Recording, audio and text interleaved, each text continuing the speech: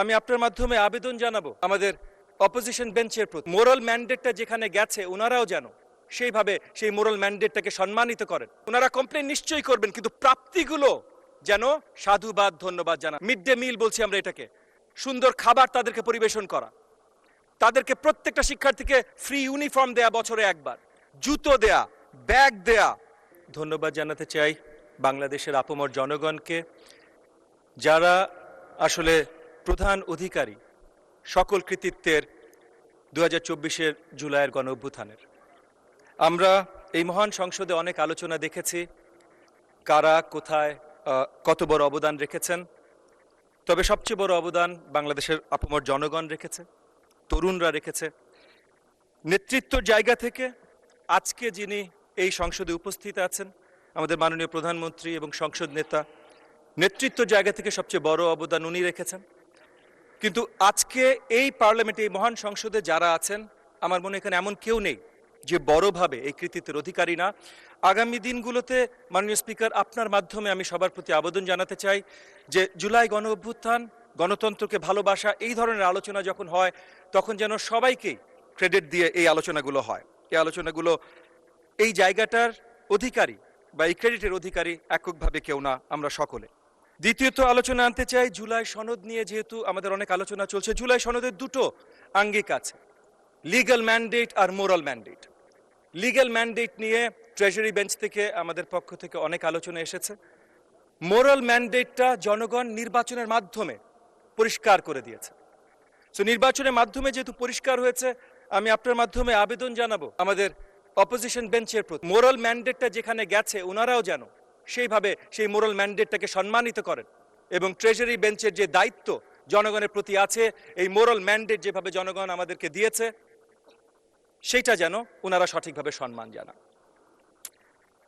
আমাদের আসলে ধন্যবাদ জানানোর অনেক কিছু আছে। অলমোস্ট 1.5 দশক পর আমরা এমন একটা প্রাণবন্ত পার্লামেন্টে এসেছি যেখানে সেই রোমান সেনেটের মতো, চিসেরোর সেই রেটরিকের মতো আলোচনা হয়। তরুণ বিজ্ঞ সকল আলোচক এবং সকল জনপ্রতিনিধি বেঞ্চের ওই সাইডেও আছে, বেঞ্চের এই সাইডেও আছেন, সকলকে সাধুবাদ জানাই। আসলে এই দেশ জাতি 1.5 দশক ধরে বঞ্চিত হয়েছে এই ধরনের আলোচনা থেকে। তো এরকম রেটরিক যেমন দরকার, আবার একটা জিনিস বারবার ভুলে গেলে চলবে না। আমাদের মাননীয় প্রধানমন্ত্রী, সংসদ নেতা যেটা আমাদেরকে বলেছেন, জানিয়েছেন, শিখিয়েছেন এবং আগামী দিনগুলোতে আমরা কন্টিনিউয়াস প্র্যাকটিস করছি এবং করব, সবার আগে বাংলাদেশ। সো সবার আগে বাংলাদেশ যদি হয়, আমাদের ইউনাইটেড থাকাটা গুরুত্বপূর্ণ। চিচেরো যেমন ছিলেন বিশ্ববিখ্যাত 2000 বছর আগের হলেও সেনেটর, তেমন 200 বছর আগে রেডমন্ড বার্গ ছিলেন একজন অত্যন্ত পপুলার পার্লামেন্টেরিয়ান। ওনার একটা কথা ছিল, parliament is the deliberative assembly of one nation with one interest. মানে আমরা সবাই একত্রিত, আমরা সবাই একে অপরের বিরোধী না, একে অপরের বিরোধী না। সুন্দর বাংলাদেশ গড়তে হলে সেভাবেই গড়তে হবে এবং সেই জায়গা থেকে আজকে আবারও কয়েকবার রিপিট করছি, কিন্তু আমাদের সংসদ নেতার নেতৃত্বে সবচেয়ে বড়ভাবে আমরা অনেক কিছু করেছি। আমি 30-40টা লিস্ট দিতে পারবো। এখানে মাননীয় ট্রেজারি বেঞ্চের আরও মেম্বাররা এরকম অনেক লিস্ট দিয়েছেন, বা অনেক জনপ্রতিনিধি মহোদয় অনেক লিস্ট দিয়েছেন। বাট বড় দাগে দুটো জিনিস নিয়ে কথা বলি মাননীয় স্পিকার। এক হলো, 2 দশক পর এই নেতৃত্বে আমরা একটা পার্লামেন্ট পেয়েছি, একটা নির্বাচন পেয়েছি। এটার জন্য এবং এই পার্লামেন্টের আসার মাধ্যমে আমরা ডেমোক্রেটিক প্র্যাকটিস শুরু করেছি। এটার জন্য আসলেই একটা ধন্যবাদ প্রয়োজন আমাদের মাননীয় সংসদ নেতা এবং আমাদের মাননীয় প্রধানমন্ত্রীকে।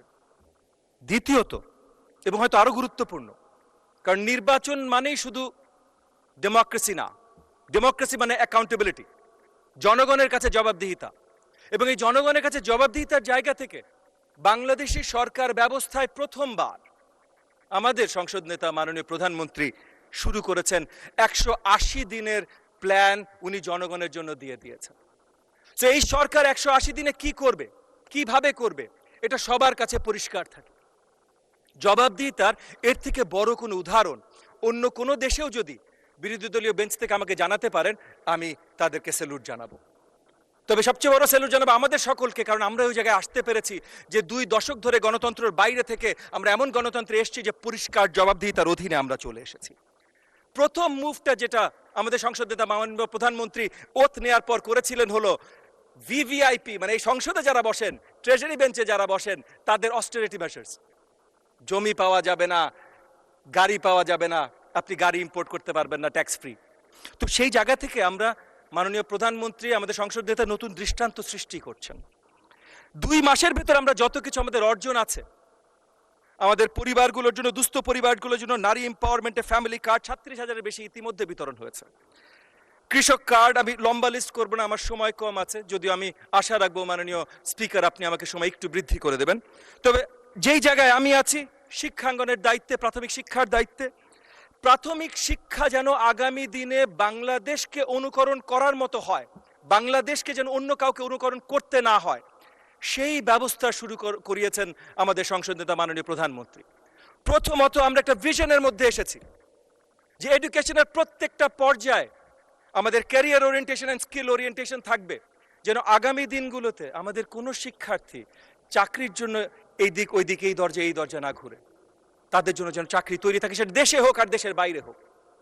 প্রাথমিক বিদ্যার জন্য লার্নিং উইথ প্লে, এটা বাস্তবায়ন করতে যাচ্ছি আমরা, যেন আমাদের বাচ্চারা, শিশুরা 4 to 10, 4 থেকে 10 বয়সী শিশুরা, তারা যেন খেলতে খেলতে, গল্প বলা, গল্প শোনার মাধ্যমে তারা শিক্ষা গ্রহণ করতে পারে, এবং তারা যেন ক্লাসরুমে আসে, এই আশাটা যেন আমরা নিশ্চিত করতে পারি এই 2 কোটি 4 to 10 শিক্ষার্থীদের। তার জন্য যত ধরনের ইনসেন্টিভাইজ করা যায়, টেক্সট বুক আমরা আগে থেকে দিচ্ছিলাম, কিন্তু এখন প্রত্যেকটা স্টুডেন্টকে, শিক্ষার্থীকে meal a day, mid day meal বলছি আমরা এটাকে, সুন্দর খাবার তাদেরকে পরিবেশন করা, তাদেরকে প্রত্যেকটা শিক্ষার্থীকে ফ্রি ইউনিফর্ম দেয়া বছরে একবার, জুতো দেয়া, ব্যাগ দেয়া, যা যা কিছু করা যেতে পারে উৎসাহিত করবার জন্য, যা যা কিছু করা যেতে পারে পরিবারদেরকে, শিক্ষার্থীদেরকে উৎসাহিত করবার জন্য তারা যেন স্কুলে আসে, সবকিছু এই সরকার ব্যবস্থা করার কাজ শুরু করেছে ইতিমধ্যে। একই সাথে আমাদের শিক্ষার্থীরা যেন ক্লাসরুমে থাকে, মানে ক্লাসরুম আওয়ার্সটা 900 ঘন্টা ক্লাসরুম আওয়ার্স বছরে দেবার কথা, সেটা যেইভাবে নিশ্চিত করা যেতে পারে শক্তভাবে সেগুলোর কাজ আমরা করছি। সো খেলার মাধ্যমে পড়াশোনা, কালচারাল অ্যাক্টিভিটিস যেন তাদের পড়াশোনার মাধ্যমে আসে।